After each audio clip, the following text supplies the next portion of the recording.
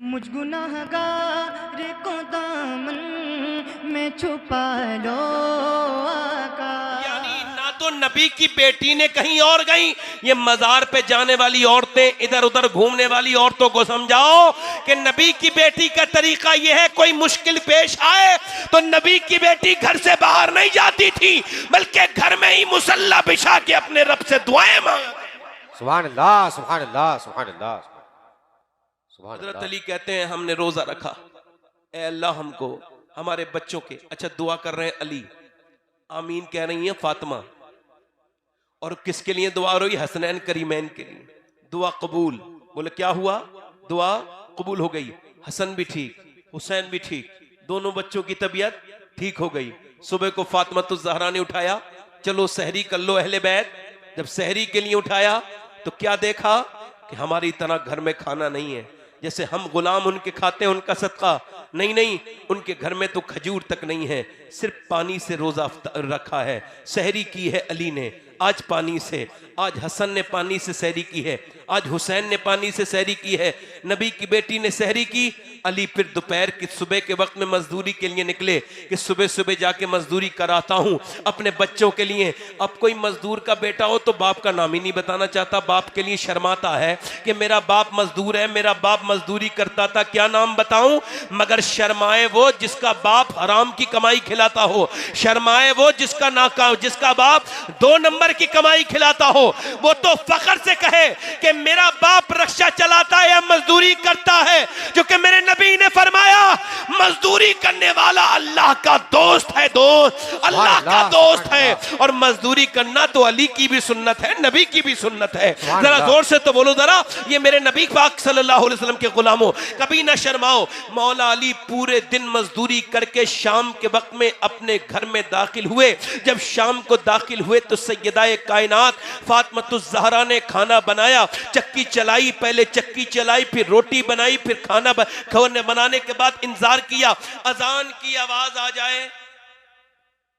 मगर अजान की आवाज आने से पहले एक आवाज आई, ऐ नबी की बेटी फातिमा, मैं एक यतीम बच्चा हूं, मेरे घर में 3 दिन से कुछ नहीं पका है, मेरा बाप मर गया, मेरी माँ भी भूखी है, मेरे घर में मेरी बहनें भी हैं, मैं कमा नहीं सकता, मेरी उम्र अभी कम है, क्या मुझे कुछ दे सकती हैं? वो हुजूर की बेटी जिसने रोजा तो रखा था पानी से, और फिर पूरे चक्की चलाने में कितनी मेहनत लगती थी, पहले की औरतों को पता था, आज की औरतों को क्या पता है कि पहले चक्कियां नहीं थी, पहले जितना खाना होता था औरतें अपने हाथों से चलाती थीं, और चलाती थी चक्की। अल्लाह के रसूल की बेटी ने चक्की चला के जो खाना तैयार किया है, वो जब सुना ना आवाज तो मेरे नबी की बेटी का दिल मचल गया, और खाना उठा के कहा लो हसन दे के आ जाओ। हजरत अली बोले लो मेरे हिस्से का भी दिया हो, तो दोनों बच्चे बोले हम भी तो अपने हिस्से का उसे ही दे के आएंगे, दोनों दे के आ गए। पूरी रात मेरे नबी का खानदान फिर भूखा रहा। फिर सुबह को मौलाए कायनात मौला अली फिर सुबह को निकले, और सुबह को निकलने के बाद मौला अली फिर मजदूरी करने के लिए गए, और फिर शाम के वक्त में लौटे। रोजा रख के कैसे उन्होंने मजदूरी की होगी, कितनी मेहनत करके वो लेके आए होंगे। शाम को थोड़े से जो लो फातिमा बनाओ, फिर फातिमा ज़हरा ने चक्की चलाना शुरू कर दी। फिर नबी की बेटी चक्की चला रही है भूखी प्यासी, 2 दिन का रोजा बगैर सहरी का है, और नबी की बेटी चक्की चलाते चलाते फिर खाना बनाती हैं। खाना बनाने के बाद इंतजार करती हैं अजान की आवाज, मगर आज भी अजान की आवाज आने से पहले एक आवाज आती है, ए रसूल की बेटी, ए पैगंबर की बेटी, ए फातिमा ज़हरा, मैं एक मिस्कीन हूं, मेरे बच्चे भूखे हैं, मेरे घर में 3 दिन से फाका है, क्या आपके दर से कोई खाली नहीं जाता? शाम का वक्त है, मेरे बच्चे परेशान हैं, भूख से रोते हैं, कुछ दे देंगी? अल्लाह के रसूल की बेटी ने पहले अपने दोनों बच्चों की तरफ देखा, हसन हुसैन के, ये 5 और 6 साल के दोनों बच्चे हैं, छोटी उम्र है, इन दोनों बच्चों के लिए आंखों नजर उठाई, फिर खाना उठा के कहा लो दे के आ जाओ। हसन ने भी दे दिया, हुसैन ने भी दे दिया, अली ने भी दे दिया। जब ये खाना चला गया, जरा तवज्जो करें, आज के जमाने के बच्चे क्यों बिगड़ रहे हैं, आज के जमाने के बच्चों को क्यों अंदर दीन नहीं है? इसी वजह से कि बाप के अंदर दीन नहीं है, माँ के अंदर दीन नहीं है। हमारे घरों से मुसल्लों उठने की, ये बच्चे जो बिगड़ते टीवी देख रहे हैं, फिल्में देख रहे हैं, ड्रामे देख रहे हैं, ये जो गाने देख रहे हैं, बाजे देख रहे हैं, ये जो फ्री फायर देख रहे हैं, ये जो आप देखोगे ये दुकानों पर बैठ के ये मोबाइलों में लगे रहते हैं, ये आम बच्चे नहीं है। मेरी बहनों को समझाओ। अभी कुछ दिनों पहले हार्वर्ड ने 1.5 महीने पहले इस पर रिसर्च किया और उन्होंने कहा जो आदमी 4 घंटे लगातार रोज मोबाइल देखता है वो आम आदमी नहीं है, बल्कि वो पागल होने वाला है, वो एबनॉर्मल है, नॉर्मल नहीं है, उसको ये बीमारी है। इसका इलाज यूरोप में बहुत दिनों पहले शुरू हो गया और यहाँ हिंदुस्तान में बंबई में एक अस्पताल खुला है जहां सिर्फ अस्पताल में बीमारों का उनका इलाज होता है जिनका दिमाग खराब हुआ है मोबाइल खेलने की वजह से। आपको पता नहीं है मोबाइल में ये छोटे छोटे बच्चों को जो ये चल रहा है, ये छोटे छोटे बच्चों को देखो, भैंस का बच्चा पैदा होता है, अपनी मां को पहचान लेता है 5 मिनट के अंदर और जाकर के दूध पीना शुरू कर देता है। आप गांव के लोग हो, आपको पता होगा, मगर आपने देखा होगा इंसान का बच्चा नहीं, वो अपनी मां को नहीं पहचानता। जब उसकी मां दूध पिलाती है, बड़ा होता है, जो प्यार देता है उसे ही पहचानती है, जो उसे प्यार देता है। ऐसे ही बिल्कुल कोरा कागज बच्चा है ये जो बच्चे को, औरतें मेरी बहनों से हाथ जोड़ के कहता हूं, ये जो मेरी बहनें बच्चों को रोने पे मोबाइल देती हैं, मोबाइल ना दिया करें। ये बच्चों के रोने पे जो मोबाइल देती हैं, कैम्ब्रिज यूनिवर्सिटी ने रिसर्च करके बताया, ये जो बच्चों को औरतें मोबाइल दे रही हैं, मोबाइल नहीं है, ड्रग्स दे रही हैं, जहर दे रही हैं। इनके बच्चे अनकरीब बर्बादी की तरफ चले जाएंगे, इनके बच्चे बर्बाद हो जाएंगे। मेरी बहनों, मेरी बेटियों, आप सबसे गुजारिश है, क्या तुम चाहती हो तुम्हारे बच्चों का फ्यूचर खराब हो? क्या तुम चाहती हो तुम्हारे बच्चे नालियों में लौटते रहे? क्या तुम ये चाहती हो तुम्हारे बच्चे स्टेशनों पे भीख मांगे? क्या तुम ये चाहती हो तुम्हारे बच्चे बड़े होकर के किसी लायक ना बने? अभी कुछ दिनों पहले कर्नाटका के अंदर एक बच्चा पागल हो गया। जब वो पागल हुआ, डॉक्टर के यहाँ चेकअप कराया, उसका वीडियो अब भी सोशल मीडिया पे गर्दिश करता हुआ मिलेगा। उससे डॉक्टर पूछ रहा है, बेटे तेरी माँ कहाँ है? तो कह रहा है मेरी माँ पबजी के अंदर है, फ्री फायर यानी गेम के अंदर है, मोबाइल के अंदर है। माँ कह रही है, माँ मैं तेरी माँ हूं। क्या कहता है मेरे लाल? नहीं नहीं, तू मेरी माँ नहीं है, मेरी माँ तो वह है जिसने मुझे वक्त दिया है, जिसके साथ मैं सुबह शाम रहता हूं, मोबाइल में गेम खेलता हूं, मेरी माँ अंदर है। अब 5 साल का बच्चा जब पागल हुआ, माँ बाप रोने लगे, माँ चुपटा के कहती है, मेरे लाल तुझे क्या हो गया?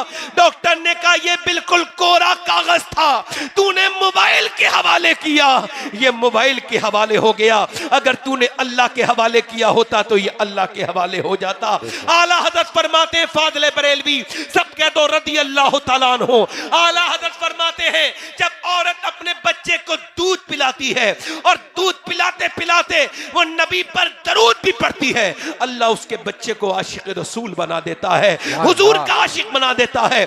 मगर आजकल के बच्चे अब आशिक रसूल नहीं है, अब तो गंदी तस्वीरें भी देखते हैं, अब तो 6-6 घंटे मोबाइल देखते हैं। मेरे नौजवानों ने रील खेल देखने से फुर्सत नहीं, वो इंस्टाग्राम पे रील देख रहे हैं। मेरा तो दिल बड़ा घबराता है। कितनी बच्चियां मैंने अपनी आंखों से बर्बाद होते देख ली, अच्छे अच्छे खानदानों की लड़कियां बर्बाद हो गई, उनके पास कुछ नहीं बचा, वो बिल्कुल मरने के करीब पहुंच गई इसी मोबाइल से। और कितने लड़कों को मैंने बर्बाद होते देख लिया, 12-12 साल के बच्चे गंदी तस्वीरें देख रहे हैं।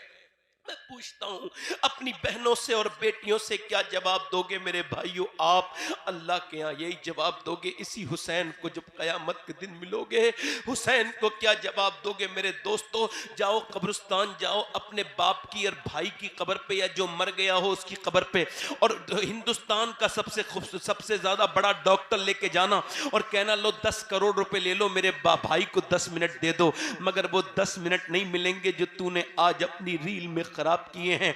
आज तू भी तौबा कर मेरे भाई। और मैं भी आज कहता हूं कि मेरा वक्त ये अल्लाह की रजा के लिए था, तस्बीह पढ़ने के लिए था, नमाजें पढ़ने के लिए था, मगर आज मेरे पास बिल्कुल भी वक्त नहीं। और उसमें भी क्या देखा? दरवाजे बंद करके लॉक लगा के गंदी तस्वीरें देखने वालों, ऐ मेरे भाइयों, तुम्हारी आंखें खुद इसकी गवाही देंगी कयामत के दिन। जब ये आंखें तुम्हारे खिलाफ बोलेंगी, बोलो उस वक्त में क्या होगा? अगर आंखों ने कह दिया मालिक तूने दिया तो था काबा देखने के लिए, तूने हमको दिया तो था अपना दीदार अपने महबूब का, मगर इसने तो गंदी तस्वीरें दिखवाई। तुम जो कर रहे हो सब लिखा जा रहा है।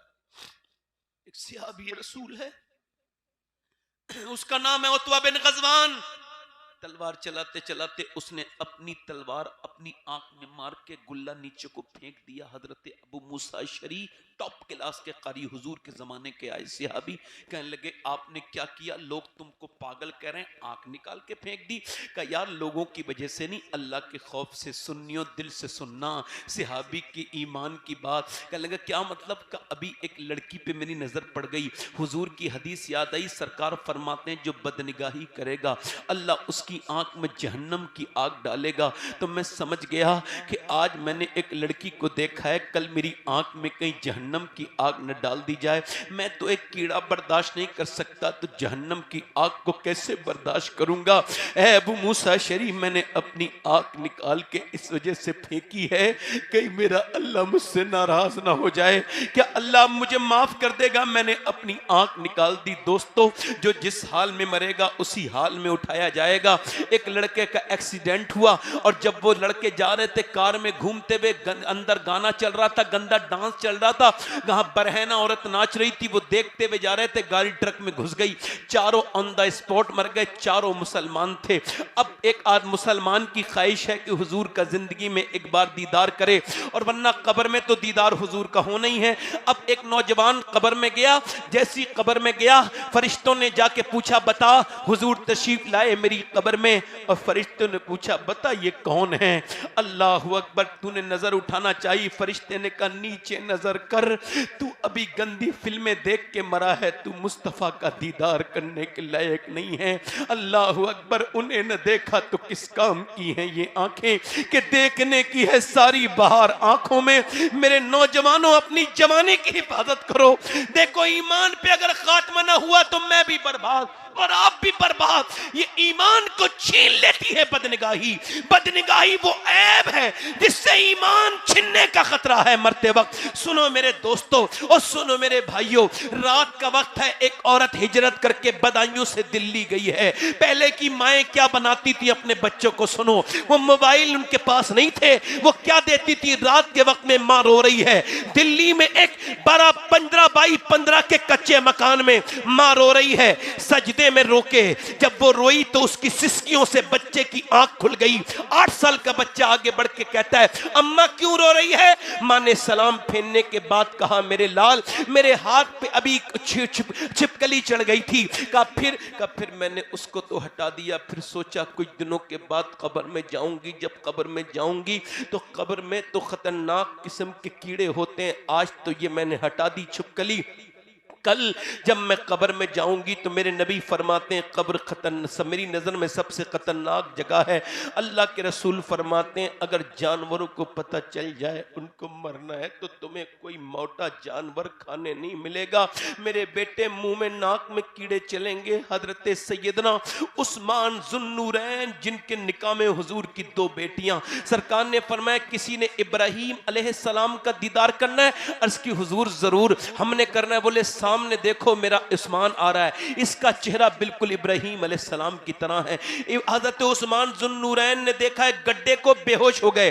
किसी ने पूछा गड्ढे को देख के बेहोश क्यों हुए थे आप, जब होश में आए? तो आपने फरमाया गड्ढे को देख के अपनी कब्र याद आ गई। आज कब्रिस्तान में भी याद नहीं आती। और कितने जनाजे उठेंगे तुम्हारे और मेरे घरों से जो तुम्हें ये समझ आएगी मुझे मरना है।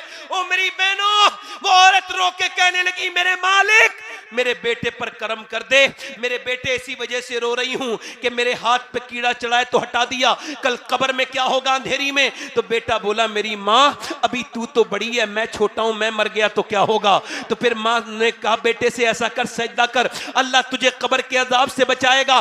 7 या 8 साल का बच्चा जब कब्र में गया, वो सजदे में जब गया तो माँ ने सजदा करना शुरू कर दिया। माँ फूट फूट के रो के बोली मालिक यहां तक लाना मेरा काम था, यहां से आगे कबूल करना तेरा काम है। ए बेपना ताकतों वाले, मैं बड़ी कमजोर औरत हूं, तू बड़ा ही ताकतों वाला परवरदिगार है। ऐ मेरे करीम, कभी अपने बच्चों के साथ मेरी बहनें सजदा करें। आप जाओ मस्जिदों में, पता चलेगा छोटे छोटे बच्चे जब नमाज पढ़ते हैं कितना दिल खुश होता है। माँ बाप का मेरी बहनों, अपने घर को कब्रिस्तान न बनाओ। और छिपकली से डरने वालियों, कब्र तुम्हारा इंतजार कर रही है। मेरी बहनों, अपनी बेटियों को बिगाड़ रही हो तुम, अपने बेटों को बिगाड़ रही हो तुम गाने सुना सुना के। वो औरत बोली, मेरे मालिक मेरा यतीम बच्चा है, मैं बेवा औरत हूं, कबूल कर ले। मां रो के बोली, करम कर मालिक। बच्चा रोता रहा, यहां तक कि दूसरे दिन भी रोया, आदत पड़ गई। रोते रोते जवान हो गया। तहज्जुद की नमाज में चेहरे पे नूर आ गया। मियां उसकी मां का विसाल हो गया और फिर उसका भी दिल्ली पे रंग चढ़ा। वो भी बुजुर्ग हुआ, उसका भी विसाल हो गया। मगर दिल्ली में जाकर के चेक करो, बादशाहों की औरतों की कब्रों के निशान नहीं मिलेंगे। मुगलों की बेटियों की कब्रों के निशान मिट गई, शहजादियों की। मगर जो रात को रोती थी तहज्जुद में, उसका मजार 3 बीघा जमीन में बना हुआ है। उसका नाम सैयदा जुलेखा अलमारू माई साहिबा है। उसके मजार पे बुध के दिन हर हफ्ते मेला लगता है। पड़ोस में उसके बेटे का मजार है।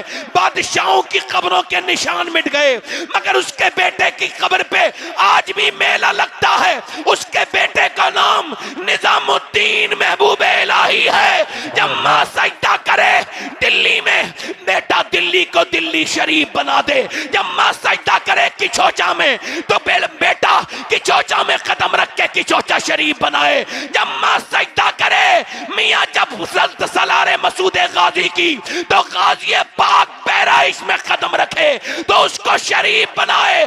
जब मियां सजदा करे गीलान के अंदर मां ने मोइनुद्दीन चिश्ती की, तो मेरा ख्वाजा अजमेर में कदम रखे और अजमेर को अजमेर शरीफ बनाए।